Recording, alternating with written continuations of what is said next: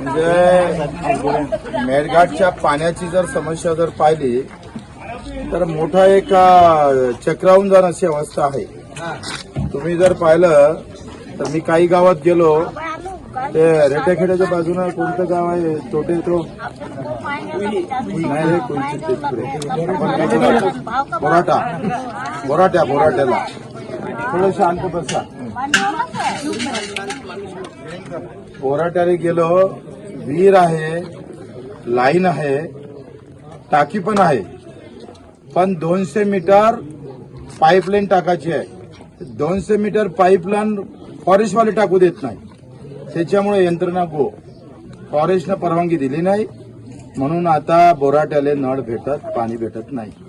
हे चोरून टाकावं लागतं कधी कधी आणि मग पाणी भेटते. पाण्याचा धर्म सुद्धा महाराष्ट्र सरकारनं चांगल्यापणाने निभावला नाही. जल मिशनमध्ये एवढ्या प्रकारचं करप्शन झालेलं आहे तर हे आपशीत 7-8 महिन्यापासून बंद आहे. म्हणजे पाण्यावर सोलरवर सगळे पंप आहे, ते पूर्ण पाणी भेटत नाही. अर्धा तास नळाले पाणी येतं, कधी ते येत नाही. मग हापशीवर जर महिला गेल्या तर याचा आवाज पाणी देत नाही. हे आवाज देणारी हापशी आहे का पाणी देणारी हापशी आहे हेच समजत नाही. म्हणजे या गावातले आवाज देणारे पाणी आवाज फक्त मेळघाटचा आवाज दबला आणि हापशीचा आवाज वाढला. अशी एकंदरीत अवस्था आहे. पिण्याचं पाणी सुद्धा 75 वर्षापासून कष्ट करणाऱ्या, मेहनत करणाऱ्या, इमानदारीनं जगणाऱ्या आदिवासी बांधवांना, मेळघाटवासियांना पाणी जरी नशिबात येत नसलं तर देवाभाऊ तुमचं नावच देवा आहे. त्याचा आशीर्वाद त्या देवाचा कधी भेटन. देव नावाचा आशीर्वाद या मेळघाटवासियांना भेटला पाहिजे. बटेंगे तो कटेंगे नाही तो फतवा निकालेंगे असं करून जर आम्हाला लुटत असणार, हिंदू असणारा आदिवासी पाण्यासाठी तरसत असेल तर गेलं कुठं तुमचं हिंदुत्व? प्रभू रामचंद्राचा आदर्शवाद सोडला की काय तुम्ही? या सगळ्या व्यवस्थेच्या विरोधातच आम्ही लढायला निघालो आहे. वाईट वाटू नका घेऊ. पाणी भेटत नाही हो लोकांना. पिण्याच्या पाण्याचा साधा अधिकार 75 वर्ष लुटून गेले, संपून गेले, पण शुद्ध पाणी मेळघाटांच्या नशिबी आलं नाही.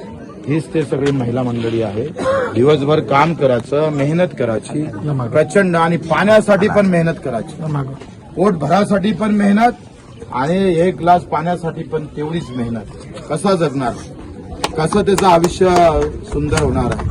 आणि म्हणून आपल्याकडून अपेक्षा आहे की ह्या संघर्ष यात्रेचं हेच लक्ष आहे का ह्या सगळे संकट, हा सगळा अन्याय दूर करण्याचं काम आम्ही करू. आमच्या लाडक्या बहिणीला 1500 देता, आपण पाणी देऊ शकलं नाही सरकार. 1500 दिले मतदानासाठी, पण आयुष्याला पाणी लागते हो, पाणी लागतं ना. तहान माणूस, तहानलेला मेळघाट साधं पाणी देऊ शकत नसेल तुम्ही. पाणी हा धर्म समजतो आम्ही. पानपुया लागतंय. एका इकडे स्विमिंग टँक मध्ये न्हाणारे लोक आहे, बिसलेरी शिवाय पाणी कोणी पेत नाही, आणि दुसऱ्या इकडे ग्लासभर अशुद्ध पाणी सुद्धा नशीब येत नाही. कुठं चालला महाराष्ट्र? कुठं आहे हिंदुस्थान? तिसरी अर्थव्यवस्था चालला आपला देश, जगाच्या तिसऱ्या अर्थव्यवस्थेत. बजेट वाढत चाललं, पण यांच्यासाठी बजेटच आलं नाही. काम मंजूर होते, फॉरेस्टवाल्याला होते. फॉरेस्टवाल्यानं काम मंजूर केलं तर मग त्याच्यात करप्शन होते. करप्शन झाला तर रोड दिसते, पण रोड उखडून कधी जाते काही सांगता येत नाही.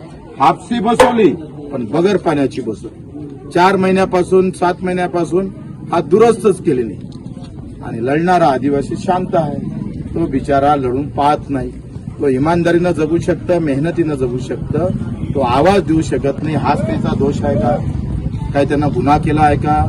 ते अपराधी आहे का? ते या देशातले काही चोर आहे? मग असं असताना त्यांचा पाण्यावरचा हक्क कधी भेटणार आहे? तो हक्क भेटावा याच्यासाठी संघर्ष यात्रा आहे. जय हिंद, जय महाराष्ट्र.